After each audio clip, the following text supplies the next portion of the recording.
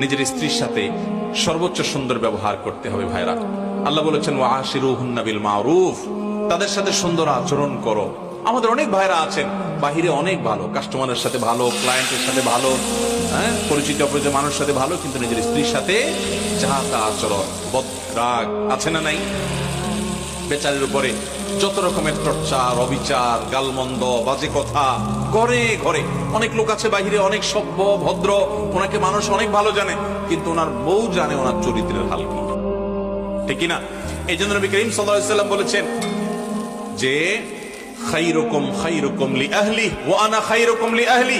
তিনি বলেছেন তোমাদের মধ্যে সবচেয়ে ভালো মানুষ কে? এই মাহফিলের মধ্যে সবচেয়ে ভালো মানুষ কে? যে তার পরিবারের কাছে, কোন কোন হাদিস তিনি স্ত্রীকে নির্দিষ্ট করে বলে দিয়েছেন যে তার স্ত্রীর কাছে ভালো। অর্থাৎ স্ত্রী যদি বলে দিল থেকে যে আমার সাহেব, আমার স্বামী ওনার মতো মানুষ হয় না, উনি আসলে একজন অমায়িক ভালো মানুষ, এই সার্টিফিকেট যদি বউয়ের কাছ থেকে নিতে পারেন তো আল্লাহর কাছেও আপনি ভালো নিতে পারবেন। সবাই যায় বাসায় বউকে জিজ্ঞাসা করবেন যে হাদিসের ভাষ্য মতে তোমার সার্টিফিকেট ছাড়া আমি ভালো হওয়ার সুযোগ নাই, আসলে আমি মানুষটা কেমন বলো। যদি বউ হেসে দেয় পিক করে, তাহলে বুঝবেন যে কাহিনী ভিন্ন। বুঝতে পেরেছেন? যদি হেসে দেয় তাহলে বুঝতে হবে আলামত ভালো না। অতএব